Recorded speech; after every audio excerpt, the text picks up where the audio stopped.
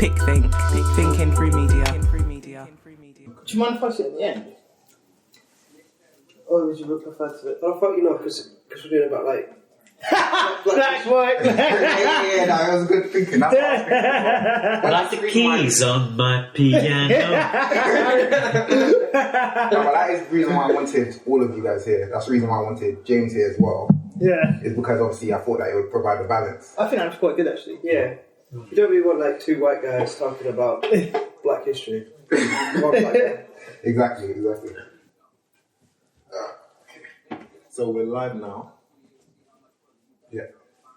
Live on the Instagram page. Alright, we can start. Alright. Yo. So, guys. Yo. So, this is your first time on Pic.Think. Yeah. It's Pic.Think film. Have you guys managed to kind of like look around on the site to listen? And do you know the structure? Or would you want me to explain it? I'm going to explain it anyway. If you can explain it, that would be helpful. Yeah. Okay, so basically what it is that there's normally I have like a 3-part structure to it. Right. So basically I'll start off with like a hypothetical question. So then the audience will kind of get a glimpse into who you are as a person. But it's related to the film. So I kind of incorporate it in the film. So I said, if you had the chance to something, then would you or would you So then it kind of give that glimpse into who you are without kind of giving the awkward introduction and blah, blah, blah, blah, blah. Yeah. Stuff like that. Then the next part of it is the review part. So then that's the part where I'll start asking you questions about the film, how you received it, what you wish to see, what was the flaws that you found, what didn't you like, stuff like that. Then in the third part is more like the deeper philosophical questions where I'm going to ask you certain things that are kind of require a bit more thought. But of course I want it to be organic, so sometimes the deeper philosophical questions will come at the beginning, sometimes they'll come in the middle. It depends on how the conversation goes. So if you guys go off on a tangent, no worry, I'll try and get it back on. But yeah, I just want genuine conversation. Is it worth saying who we are? Yeah, I was going to say, yeah. So, Joe, if you want to introduce who you are, if you want to plug in your YouTube channel. Yeah, my name is Joseph Swales, and my surname is spelled Swales. You can follow me on Instagram at SWALESJOE, that's Swales Joe. My YouTube channel is just my name, Joseph Swales. Yeah, James? Yeah, I'm James Jullian. You can find me on Instagram under Jimmy J, which is my kind of, I suppose my new marketing sort of PR thing. But yeah, you can find me on Facebook, Instagram, those sort of places. Alright, so Dan? My name's Dan and you can't find me.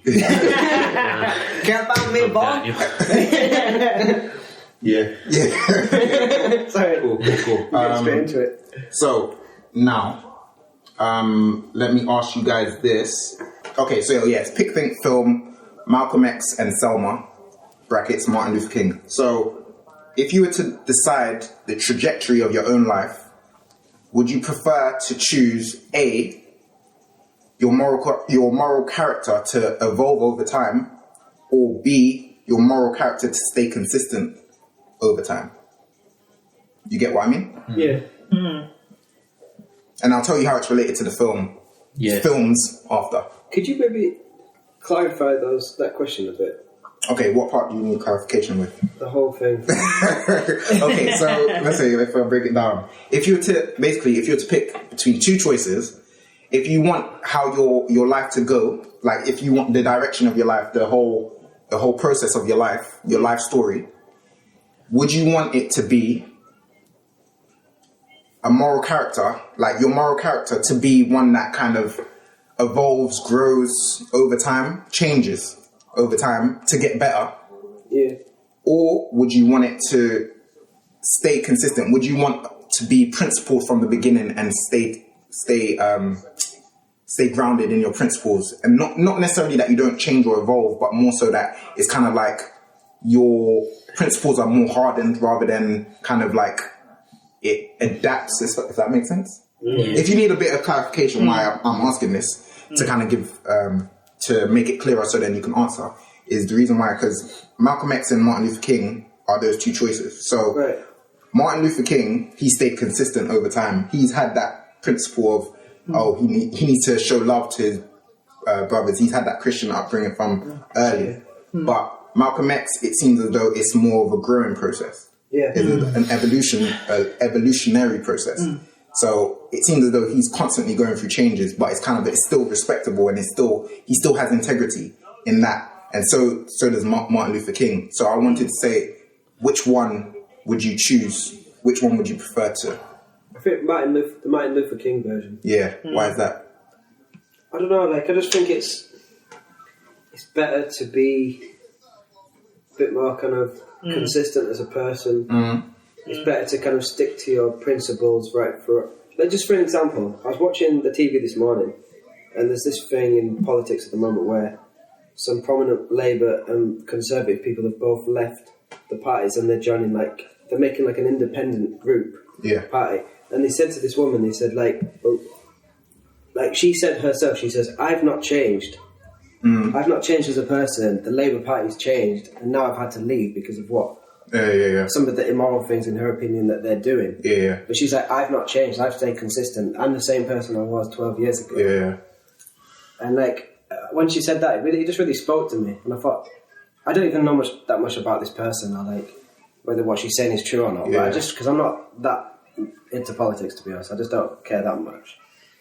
But same. Don't worry. Like, I kind of thought like that's quite. If what she's saying is true, and if she believes that and everything, I think that's quite good. That she's been a consistent person. It's best to be consistent. I think, like, in relationships and stuff, if you're like a different person, like if you're a completely different person one year and then next year you're something else, I think it's a bit difficult for people to deal with. No, I agree. But I would say that the difference is, because I was in a relationship as well where I felt like the person isn't consistent, where it was as if it was unreliable.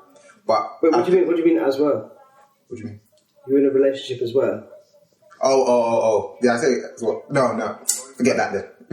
I was in a relationship where I was dating someone that felt like as though they're one person one day and they're the next person the next. So, I can understand that. But I feel as though the difference between that person, let's say Malcolm X, is that person wasn't growing. They were just being incoherent. As in, like, they just being whimsical, like, here and there. But it seems as though with Malcolm X, it seems as though it's like an ascension. It's an improvement, isn't it? It's an improvement. I think his character improves as the film goes on. Exactly, definitely. Like, when it gets to the end, it's kind of like, this is who you'd want as a moral leader. Yeah, definitely. At the end, that's a really sad thing. Yeah. That's when his life's taken. Exactly. At the time when he's kind of coming into his best self. Yeah, exactly. That's why it's such a tragic story, and that's why I like it a bit as well. Obviously, not because of the tragedy, but it's because it's kind of like, imagine what if he had the chance to actually express himself as the fully formed butterfly. You know what I mean? Yeah, that kind of thing. So, what do you guys think? Well, I think the human state that we're in is it's more flashes of brilliance that we have. It's more like, I think it's probably quite rare that you have somebody who sticks to their principles from A to Z. Yeah. And that humans are more prone to striving and having their moments, and then they fail again, then we fall, and then we get back up. It's a good ideal to have, to stick to one's principles. However, sometimes if you have bad principles, that could, it's obviously not good. Yeah. Also, it can lead to, I think it could lead to vanity. If you think, hey, I don't do that. It's like more like it becomes about your image. Like, what if you stay consistent? Yeah, like some people say, I always say my mind, or they and that could hinder them when it comes to a time when maybe, or they might say, could be something simple like, I don't know,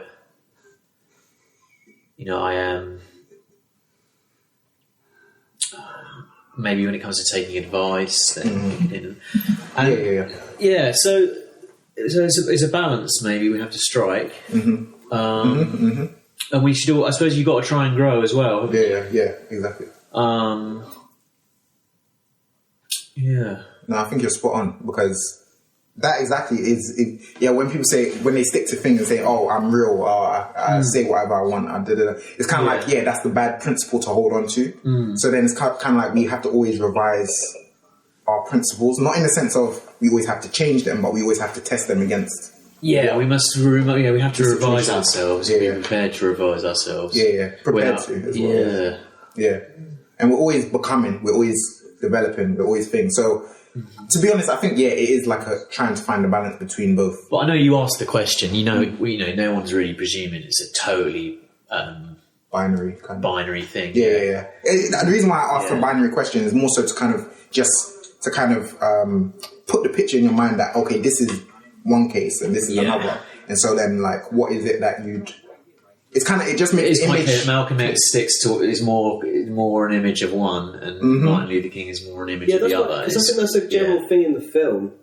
I felt like if you were to compare them both, it's like the Malcolm X thing. Like I feel like I'm sure this wasn't necessarily his intention, but I felt like so much of it became about him as an individual. Okay. Whereas with Martin Luther King.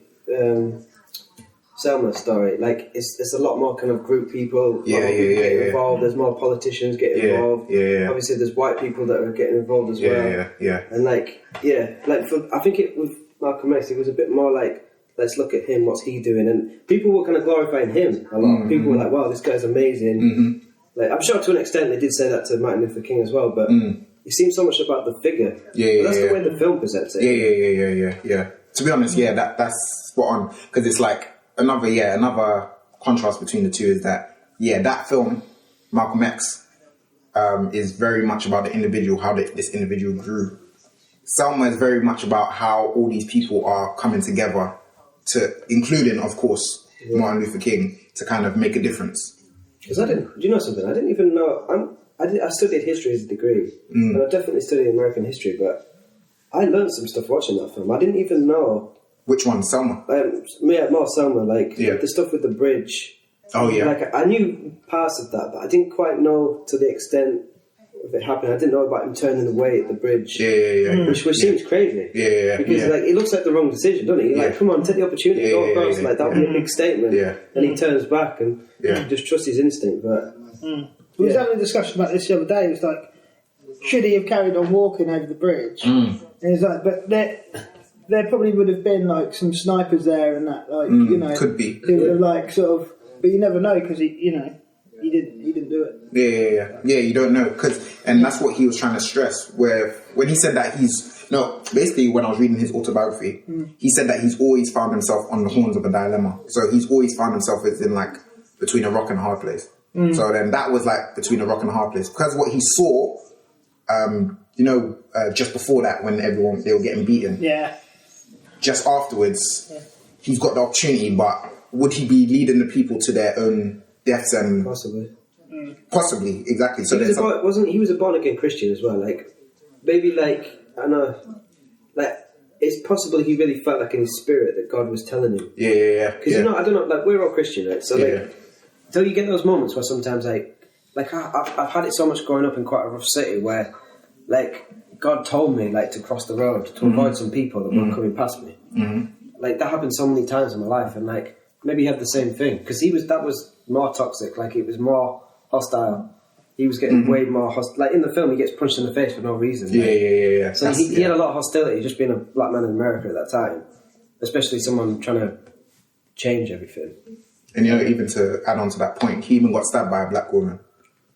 Martin Luther King did? Yeah. I didn't know that. It was even in that interview you sent. I think it was James. Did you send it in the group? You sent it. Did you see that part where he was talking about he got stabbed by a black woman? Why? He was basically signing. I think she was a bit mad. I think she was demented was the word they used. Demented. And even in the book, he used the same word. Demented or mad woman, because basically he was just. I think he was there signing papers or something. He had his head down, and then she asked him, oh, are you Martin Luther King? And then he said yes, da da da da da. Then before he knew it, like, let's say blood was coming out of his chest and stuff, she stabbed him. Yeah. So, yeah, and that was a mad thing. That's one thing that stuck with me when I read his autobiography around 10 years ago, you know, to think about it. But yeah, anyway, yeah, when I read it from front to back 10 years ago, I remember him saying that when he was in the hospital, he couldn't even sneeze, otherwise he would have died. Oh. Because of the damage that he had to his chest. So if he, under surgery, if he sneezed or anything like that, if anything disturbed his things, for him to sneeze, how many years was he in that situation for? No, not year. I think it was probably less than a year. Oh, so but I mean, as in like during the surgery or like during. No, I'm saying so. Like when he was, what? Do you know what year he was stabbed? No, I can't remember. I can't remember that. I just wondered if it was like. But I think it was no. That was before the interview was 1961. Yeah. So it was before that, probably 3 years before that, maybe. Dan, were you telling me that Martin Luther King came to England at one point? No, we weren't sure whether the interview was in England. We just know it was with the BBC. He's done a BBC interview. Yeah, he did that. Yeah, that's the one I was talking about. That's the face-to-face interview that I posted. Yeah. Oh, yeah. Yeah, so we can either move on. James, you didn't give your answer. Was that to the... To the which one would you prefer? Moral development or sticking to your principles? Yeah.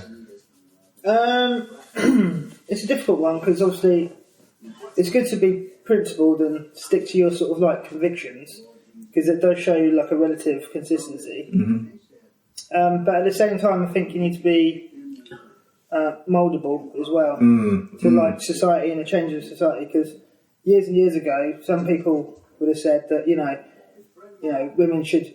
I often use this joke and it's like, the reason why women had smaller feet or why God made them with smaller feet is so they can get closer to the sink to do the dishes.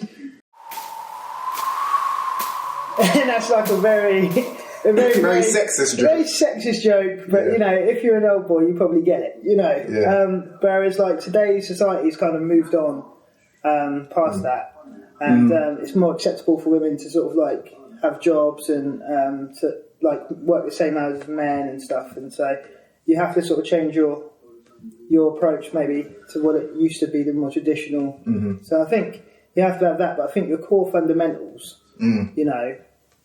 If that's what you believe in, then I think that you should kind of stick. I think what you mentioned about the core fundamentals, I think that's where it comes down to. I think even like where we're all Christian. So let's say, for example, if we think about the story where Jesus was asked, what's the most important commandments or whatever, and he said the first thing is to love God first with all your heart. With all your, I forget how he dropped it, but let's say, for example, with all your body, your mind, and your spirit, basically. Yeah. And then also after that, it's to love your neighbour as you love yourself. So he's saying everything hangs on that. So I think as Christians, that would be our foundation stone, or something like that would be our foundation stone. Right. And everything else, if we do mould to society, it would have to be consistent with that foundation. We could let go of anything else because they're not that important, but as long as you can genuinely say that what you're doing is reflective of that foundation, then it seems like it's okay. Yeah. You reckon? Yeah. I get you. Yeah. So, do you want to move on to the review section? Mm-hmm. Yeah, that's right. All right. So, starting with Malcolm X, what would you say were the main themes that you picked up? Well, it was a personal story, wasn't it? Yeah. Largely. And it was quite an exciting story because he starts off, on his own in like a mad ghetto situation. He has to survive. And he does a lot of exciting stuff. And then it's quite inspiring how he changes and grows.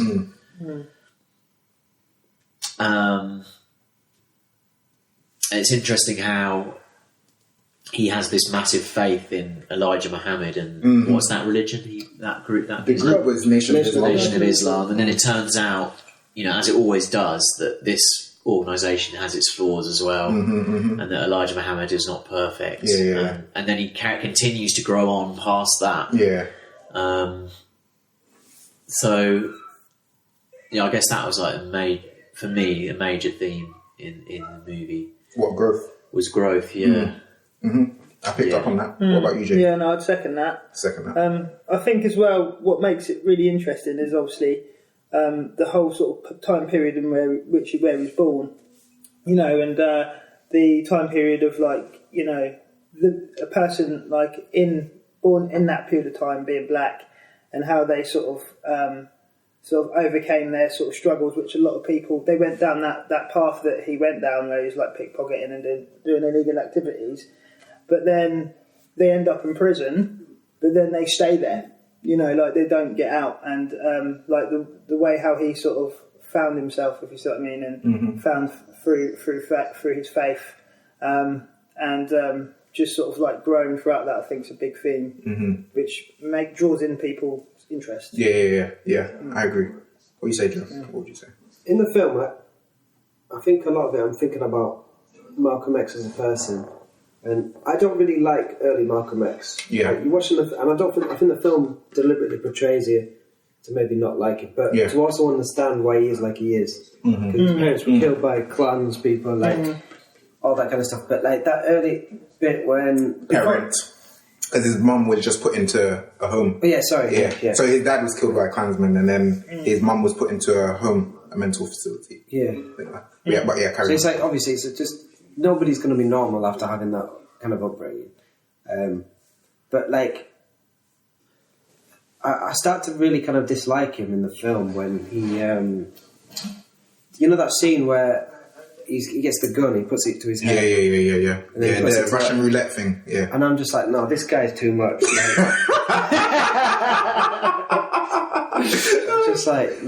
I know that if I was around him, I wouldn't like him. That's why. And then, but he gets arrested, he goes to jail, and he just becomes a better person, doesn't he? Yeah. Through his time in jail and stuff. And we were having this debate the other day about even if I think any religion kind of ultimately kind of is about kind of developing as a person, becoming a better person. And he seems to, you do hear a lot of people go to jail and sort of find God and stuff, and then come out and just become a better person. Like Mike Tyson, I think is a good example of that. He seemed to have just become a better person after he's not. I won't really say he's of a particular religion now, but he said that he found Islam through jail and stuff, and he became a more normal person after leaving jail. And you kind of start to like him, and you start to sort of see that he's really trying to pioneer a lot of change and stuff.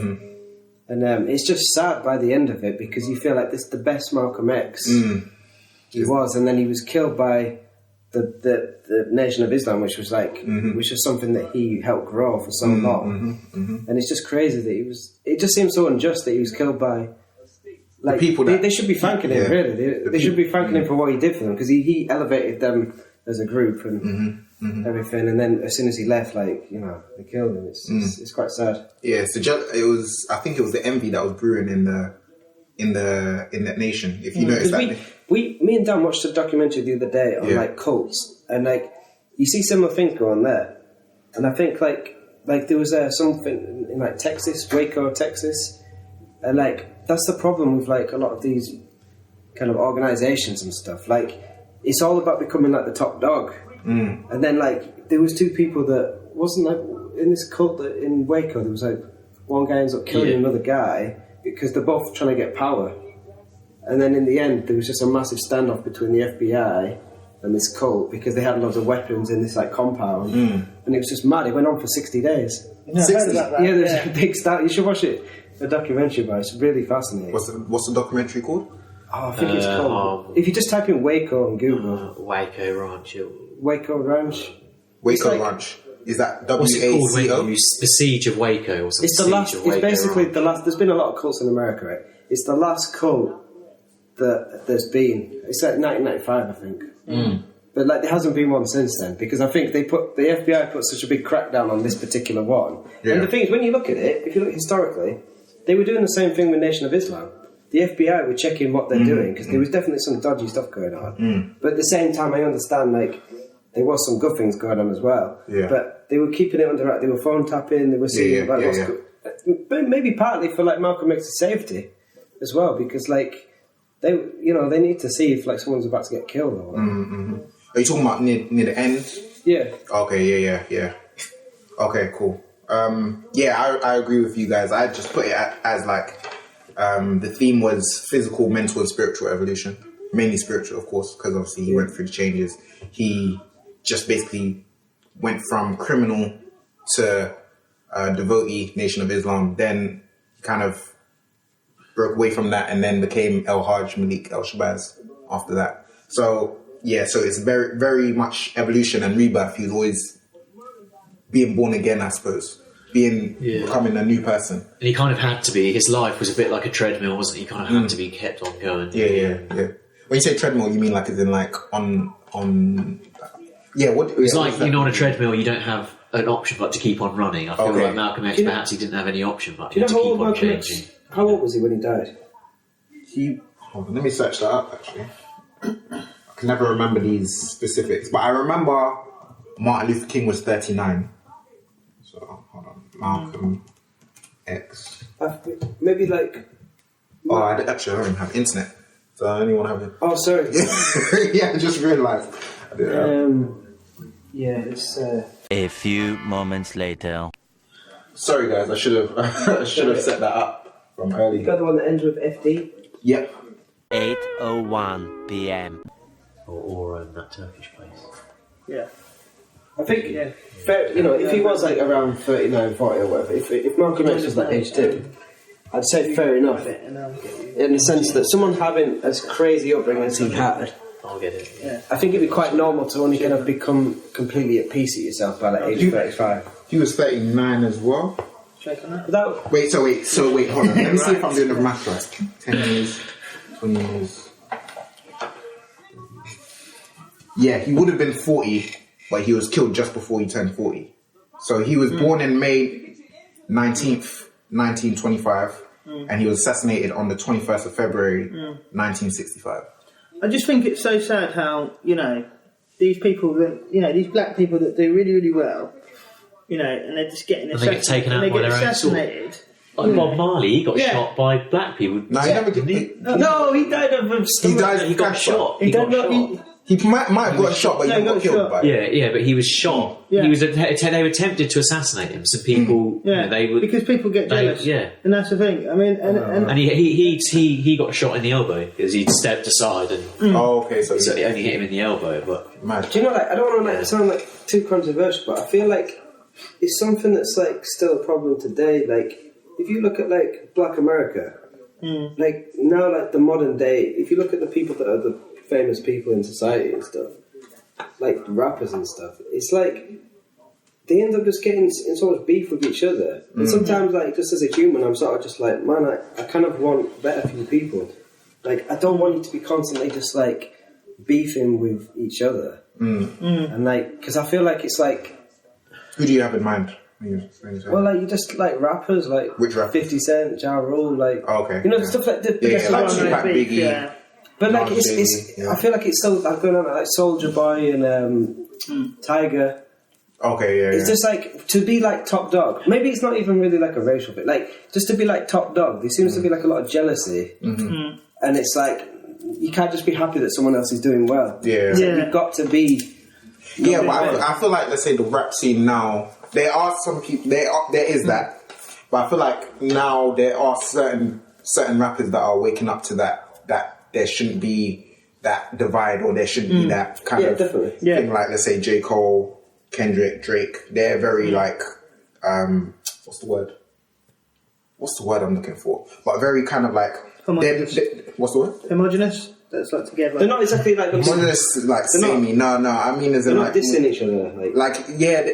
They're not at a conflict. Basically, they see that everyone has their own lane, something that they offer the people that they don't, or something to offer.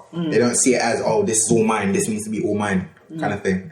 So what I liked about the Malcolm X film was that when he gets put in prison, obviously, like and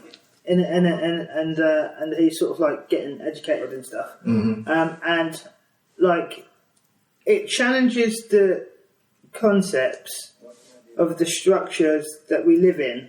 So, for instance, an example is he meant what's the person who's in prison? Benz. Benz. Yeah, he mentions to him that everything in society. So, let's say white society was saying that everything that was black meant it was bad, and he took him through the dictionary and said, various things and stuff, and it was and black with dark, and like the black death, like black plague, meaning kind of death, destruction, like dark, like doom, white would be like, and then white would be like white Christmas, white night, purity, snow, white snow, like all that stuff. And I think that's kind of true, and I think that part, I think the film does quite a lot of good to draw that out, and I think that's quite No, that's a good observation. That film made me think about stuff I've never thought before. I really thought about that, and I thought like I even started to entertain the idea that like it probably was a white man who wrote like. I guess it was more kind of white people, wasn't it, that wrote the dictionary? Yeah.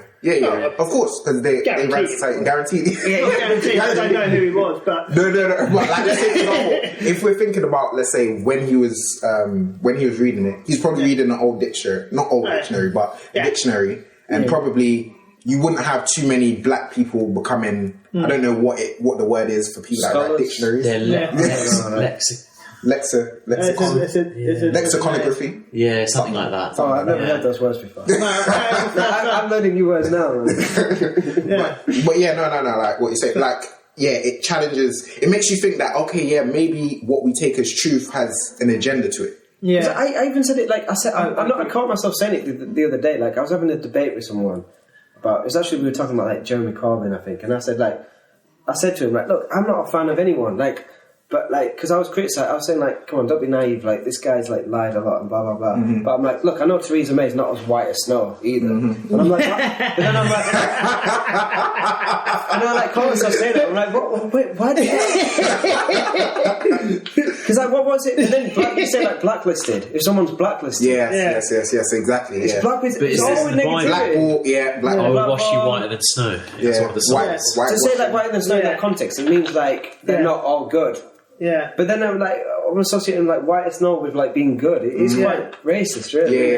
Yeah. But we don't even know. Yeah. You don't even know. You just take it for granted. You just say these words. You don't even think about them. Exactly. Like the black sheep of the family. Yeah, black sheep of the family. But that's true though. Sheep are white. That's why you say the black sheep, because sheep are white. So if you have a black sheep, it's unique and stands out. I've seen some brown as well. I saw one of my parents there. But why is it that that's seen as a negative? Yeah. Because if they stand out, if they're unique, why is the blackness seen as negative? Is it seen as a negative with the black sheep thing though, or is it just because I said a previous girlfriend? It's not. I said like in her family, like her family were all kind of Christian, and she was kind of Christian, but she was a bit of a rebel. And I said since like begrudgingly, like she was a bit like the black sheep of the family.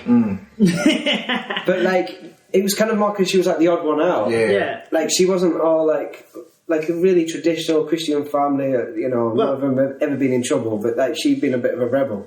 So I was just like, she's kind of like a black sheep. Is it like associated with like? She's the odd one out. But the thing is it negative with the black sheep thing, or is that just like that's the odd one out? No, but when you say odd one out, you're saying it as like because most sheep are white. Yeah, but why is it that you're seeing it as this person's a negative? That's what I'm trying to say. Is in like someone can be the odd one out, but let's say for example, if we flip it and let's say a family. Yeah, they're all degenerates, and then she's the only one that's found Christ and stuff. Why don't you say she's the black sheep? Yeah, you wouldn't say that, would you? You wouldn't, but some people would, like because my dad was Catholic, and his family was all brought up Catholic, like I'm not sure if they used like the phrase "black sheep of the family," but he definitely wasn't popular once he left the Catholic Church. Put it that way. they all thought that he was like, hang on a minute, this guy, he has to be the odd one out who rebels against like everything and like goes his own way, But I think the black sheep of the family thing, that is like it is used as to single somebody out, to say that somebody's different from everybody else, to not conforming with the status quo. But maybe in Western, in the centre, in Western society, if you are black, you are in the minority. Like, even today, like 30% of Americans are black. It's still a minority. I thought it's 12. I thought it's did you say 13? Yeah, 13. 13. I thought you said 30. My bad. Sorry. Yeah, so it's kind of like you're still kind of in the minority, but yeah, I don't know. Maybe we should move on from this because we're no, talking about sheep. I don't know. But it makes sense because we're talking about the language. Yeah. So don't worry about it. They brought up that topic of language, didn't they, in prison? Yeah. Language. How language is used against. Yeah. But I think I actually do agree with what you just said a minute ago about the about saying that, like, if somebody's a Christian and all the family are degenerate. The genuine, they don't call them the black sheep of the family. I kind of get what you mean. Yeah. It's like if somebody's doing a positive thing, you don't say, "Oh, you're the black sheep of the family for doing that positive thing." Yeah, but there's no reason why you wouldn't. There's no. There's no actual reason why you wouldn't associate it with that. Yeah. So that's what I mean. So, and also, like, I don't know if you like to be holy or to be unique. Yeah. To be set apart. If you notice, even in the Bible, it says, "Oh, set apart," or to be holy. It means to set apart, to be different. So it's like, and also by being Christian, we're supposed to try and be different from the world. Yeah, so sometimes it's good to be the black sheep. It's exactly. Yeah, so now let's move on.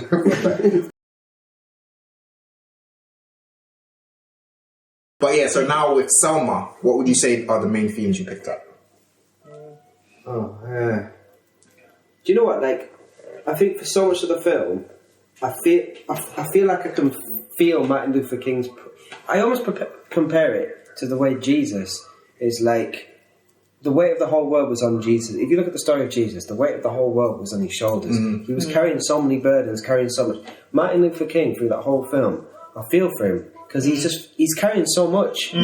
He has to carry so much, and like even the bit with his wife's like, "Come on, you're not spending enough time at home," and he's like. He calls the people. He says, "I'm not going to join the march tomorrow." And he's thinking that he's a great man because he's like, "Look, I don't want my marriage to fail. You guys go and do this march without me because I need to be here for my wife and my kids." And I'm like, this guy was such a great example of a human being. I think. If the film's like accurate and everything, it's partly, of course, it's like.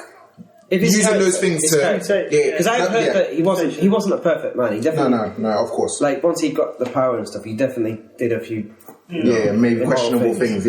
But no, what that scene that you mentioned, I don't know if it's specifically her that said that, but he has mentioned it in his autobiography. From what I did read, the section I did read, where he said that he felt as though he was obligated to his church to give a sermon. So then that's why he phoned up and said, "Oh, he's not going to be able to do." No, he didn't phone up, but they kind of made the decision that they wanted him to march on the Sunday, but he missed the last 2 weeks. So then he instead said, "Okay, I'll march on the Monday after, the day after." And then that way he doesn't have to skimp out on his obligation to his church. And I think, do you think as well? Like, I feel like behind many great men in history, there's a great wife. Yeah. And I think through the film, I really like his wife. His wife she's really kind of keeping him in a good, like she's kind of keeping his feet on the ground, like, saying like just be a good husband as well. And she keeps him challenging him and encouraging him as well. Like, and like it's a really beautiful bit at the end when she joins the court thing in Alabama. And like he's like, "Oh, you came," and she's really happy she came. She really supports him. Very supportive thing. But I feel like that's carried out in both films, in both Selma and in Malcolm X, because. And I'm mentioning. She challenges him as well. Betty Shabazz. She challenges him and says that, "Are you actually thinking about what Elijah Muhammad is doing? Are you so blinded by your adoration of him? Are you so blinded by your faith to him that you can't see the truth?" And obviously, that's like with anyone in faith, if someone tells you or challenges you and says that you're blinded, especially after he knew he was blinded before, it's kind of like a bit of it's going to be growing pains. Do you think as men, like, I've definitely experienced this, we can be a bit like that with women. Like, you can be blinded by, like, a girl's beauty. Yeah. But, like, it's like, she might be a complete nightmare. But you, like, let so many things slide just because she's beautiful. And it's like... No, that does happen. Like, it happens with so many things. Like, let's say, for example, love. That's why they say love is blind. Love is blind, because it's like... You sometimes don't even use your rational faculties to think about your feeling. You've been led by your heart more than your brain. But sometimes it is good to be led by your heart rather than your brain. Definitely. As in, like, obviously, faith is about, let's say, being led by your heart, like being circumcised by the heart, rather than being like all rationalizing things, over analyzing things and logical thinking. But I get what you mean, like then what you mean, like then you mean like by your lower desires, I suppose. Yeah, like just like sometimes I think your heart's wrong. Yeah. Like, do you know what I mean? Like your heart, it's not matching up with your brain. Yeah. I get what you mean. I think the difference with faith, though. Yeah, now that you mention that, I think the difference with faith is that you go from the low, let's say for the lower pleasures or lower stuff, then you go to like your thinking, your logical thinking. Then after that, it's like a leap of faith. Yeah. But I think what you've kind of made explicit is the fact that when you're, let's say, blinded by love, is that your lower pleasures is displacing where your thinking should be. Yeah. So it's not like it's faith, but it's just like basically the lower pleasure of this beauty or whatever is kind of like blind. We're talking about a specific kind of love, aren't we? We're talking about like romantic love. Yeah. Yeah. Which has that kind of blindness because love is it'd be unfair to call like agape love a lower pleasure. No. The highest. Yeah. That's what I'm talking about. That leap of faith. We're talking about that kind of. What would be that pairing romantic between the two people? Infatuation. Like infatuation. Yeah. Can I make a point? Like, just watching the film now, we've got the film on, like, very almost muted. I think it's important. I've learned something because I lived in America for a bit. There's a bit of a misunderstanding about the Confederate flag. If you go to like the South in the modern day today, for most people, it is just it's like a sign of Southern pride. So you get plenty of black people as well, like that will have a Confederate flag outside their house. Yeah, and it means Southern pride. And when people say we should get rid of the Confederate flag, you might as well get rid of the American flag as well, because like slavery was under both the Confederate flag and the American flag. Yeah. So it's a bit this whole debate now about getting rid of the Confederate flag just because some terrorist guy on his Facebook had a Confederate flag and killed a lot of black people. I think it's a bit more than that though. Like as in behind the Confederate flag. No, but that's why people started talking about tearing the statues down and stuff because of that one guy that did the terrorist thing. But like, it's about a lot of things, because there's a lot of racism that goes behind it. Of course, same thing happens with the United States as well. With history, right? Yeah, we shouldn't like erase history. You have to acknowledge something happened so we don't repeat it. And I think that's what when the whole recent thing about getting rid of the Confederate flag, I think that's like a bad idea, because it's just, you're not really like, it's not going to stop racism. Yeah. Like racism is a thing of the individual. The Confederate flag is not, like plenty of, I don't know, maybe it's a bit off topic, I don't know. No, carry on. No, well, feel free.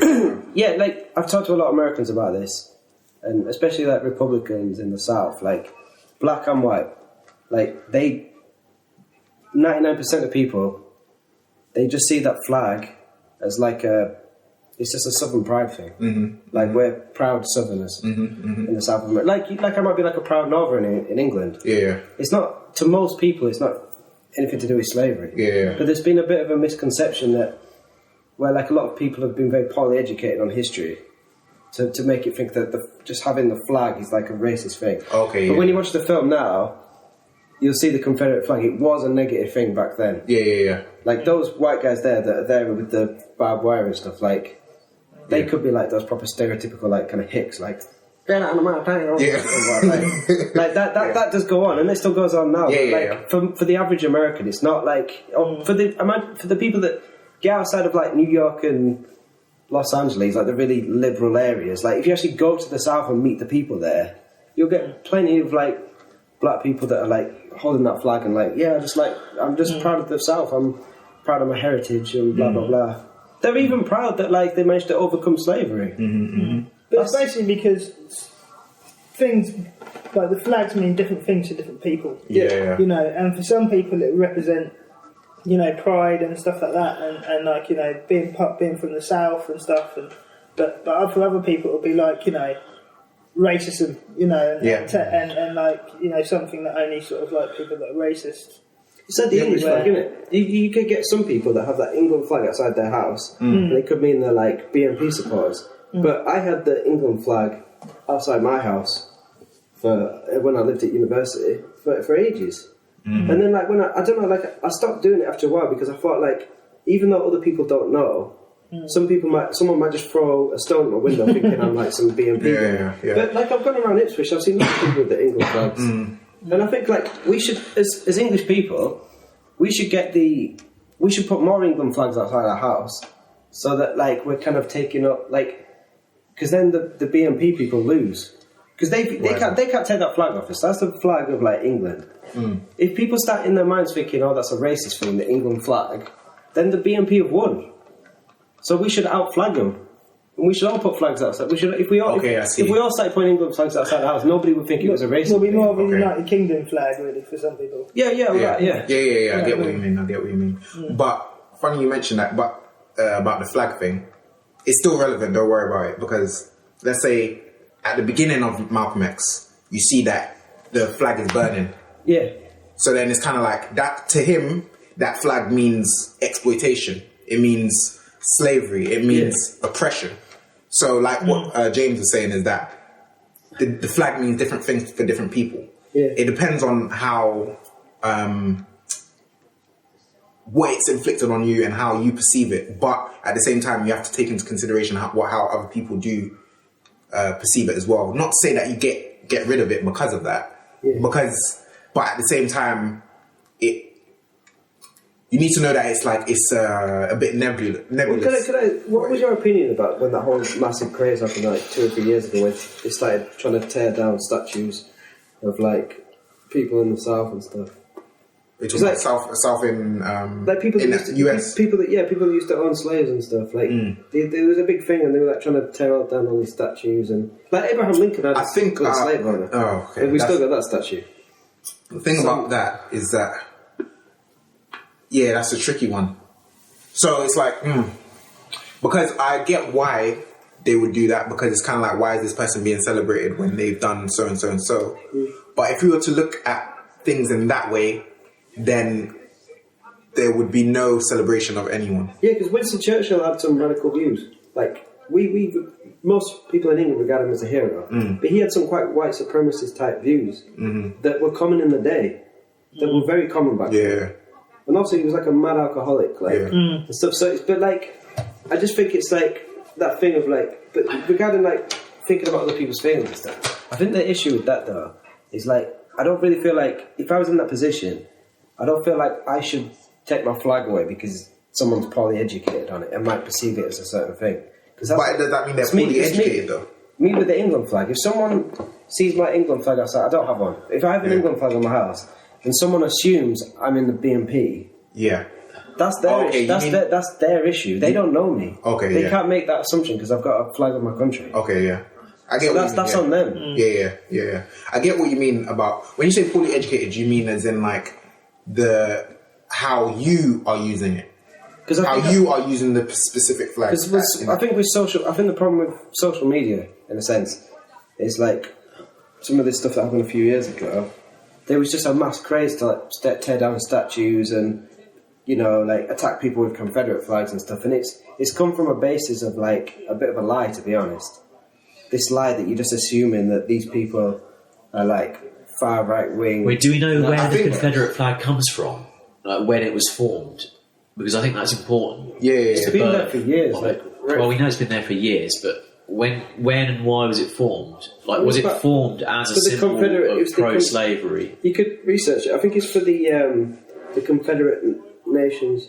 The Confederate part of America. Yeah. Because you had the Confederates versus the... So its birth was at the North versus the South. The Civil War. Yeah, it's all to do with that. And the Southerners were basically fighting for slavery. So it seems strange that... Yeah, they were. That but black like, people over should now time, be proud of the Confederate flag. No, but like you've had like the Confederate flag. And you could just describe it as Southern pride, because there were some Southern states which weren't part of the Confederacy. The Confederacy was a small part of America down in the southeast. Wait. Problem with what you just said there, like the whole North versus, it's very complex history. It's not just like there's the North versus South. Yeah. But that's way more complex than just slavery. Like, it was partly over slavery. That was a big part of it. Massively over slavery. Yeah, it was hugely slavery. Okay, no, It was so big about slavery. Even if it was just 50% slavery, then that's a big amount. But the thing is, like, okay, but I'm talking like the last 100 years, they've kept on having the Confederate flag, and now it doesn't, like, it's not like they're like... So you're saying that, like, back to our original question about, like, sticking to your principles or evolving, the Confederate flag should be allowed to evolve and stand for something else now, rather than sticking for what it originally I think it's bad if a lot of people on social media just say, like, this flag means this, and they're trying to portray that towards black people in America, for example. Maybe black people that don't even live in the South. That's what they're trying to say. So now it's like, wait a minute, like, just because you all guys all started spreading this lie that that's what the flag means, that doesn't... Well, you're just saying, you're just assuming it's a lie there, aren't you? You're saying just because you guys spread this lie. Because I lived in the South. But that's the modern... Wait, hold on. Let me just read this here. You can't just assume it's a lie. Yeah, that's the thing. That's what I was saying. Yeah. But that's what I was asking you. Do you mean as in the lie, as in someone seeing you have the flag and then assuming you're a racist? Yeah. That's a lie. Yeah, that's a lie. Yeah, but the thing is, let's say what Dan is talking about is the originating.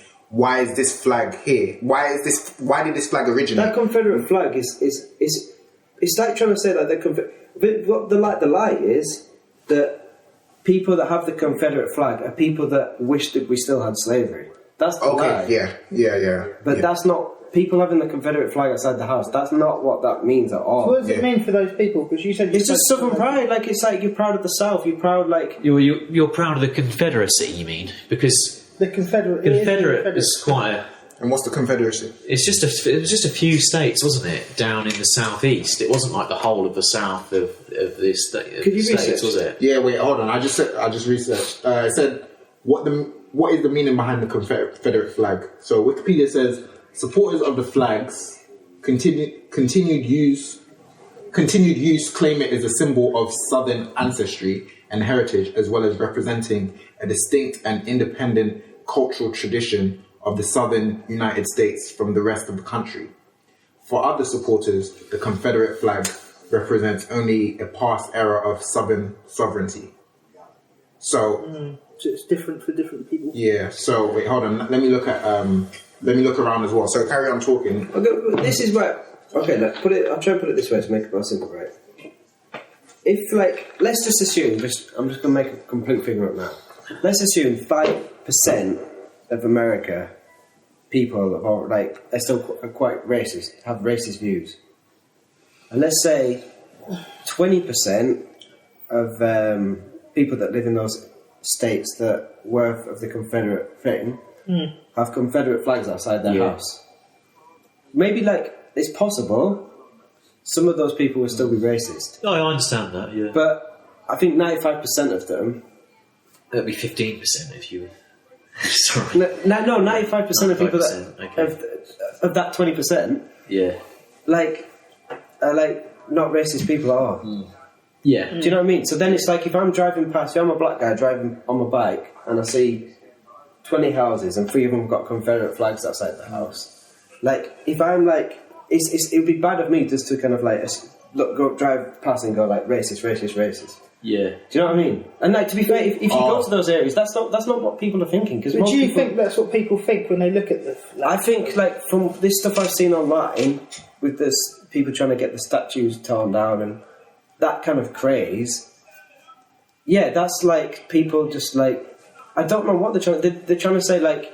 It's this weird idea that, like, we're going to move on by just getting rid of history. But I think, okay, now that I've read this, I've just read one paragraph, but it seems that it clarifies a little bit. So I think this is why what you asked, Dan, is important, because you asked what's the origination of it, the origins of it. Yeah. So then it says the Confederate flag, the 13-star saltire in red, white and blue, has come to be recognized as a symbol of the American South. It came into use at the time of the American Civil War from 1861 to 65. So it was before the Civil War. Yeah, which was triggered by the issue of slavery. Yeah. So that makes a lot of sense. To do with, like, 150 years ago. 7 southern states rebelled over President Abraham Lincoln's anti-slavery legislation and declared secession from the United States. So it is a racist origin. Yeah. And that, So basically, what it's saying is that it was kind of like a flag of rebellion against what Abraham Lincoln was trying to do by abolishing slavery. Big black guys have got that flag outside their house in the South. That doesn't mean that it doesn't have that origin. Yeah, it means it means that But doesn't the American flag in itself have a bad origin? Yeah, exactly. They're just like colonising the country and then like kicking the Native Americans. Yeah, exactly. So it's like, it's not. Maybe that's a bit of a simplistic like version of history. It's a bit more complex than that. Of course, but yeah, we all know the. But like it's like so like on that context, let's get rid of the American flag as well. But that's the thing. That's what I'm saying. No, but what you're saying makes sense. But it's kind of like it's showing. Let's say even why at the beginning of Malcolm X there was a flag burning, because it was kind of showing that this flag represents corrupt origins that's oppressed people, inflicted violence against people. And I like the argument that, I don't know if it was in the film or I just saw something about it recently where they were saying like, I think it's in the film actually, where they say like, look, how can we send troops over to Vietnam to fight for something when we can't even get equality in our own country? Is that Selma? I think that's Selma. Oh yeah, I think it is. Yeah, I think that's a great point. Yeah, that's one point that Martin Luther King did make in his autobiography as well. He felt as though, why is it that Muhammad Ali said that as well? Yeah, Muhammad Ali. Yeah, he got put in prison for not fighting. Yes, I remember that. I think I watched Ali, the Will Smith biopic. That one. It was definitely racist of that, because other like white people that were prominent figures that managed to somehow skip the Vietnam thing, they didn't do any jail time. So that was definitely like that was. Yeah, but going back to what you said, like about the film Selma, like I just thought greatness. Whenever I think of Martin Luther King, there's a few people that stick out in my mind who people that truly inspire me, and one of them is he inspires me so much I can't remember his name. Nelson Mandela. Oh yeah. I think he's just. He started off, and that represents the first part of the question. You know, I know this is not about him, but he had pretty extreme views because he was part of the ANC, and he was like. What's ANC stand for again? I can't remember. African National Congress. Oh yeah. But he was standing for that, and then when he gets put in prison for all those years, he kind of changes and sort of becomes, doesn't have any malice or anger. A lot of people were worried when he came out of there, that like he was going to like rebel against all the whites and stuff, but he never did. And because of that, he inspired a lot of people. He brought the nation together, and that's when they won the rugby. But also, so he's like on the top of mine, and then Martin Luther King is also. So when I watched it, I was just like, it was just feelings of sort of extreme sort of. I nearly cried when I watched the whole bridge thing. Yeah, because it was just so emotional. It was just like these people have come out. Not only is he sort of united through non-violent protest. Unity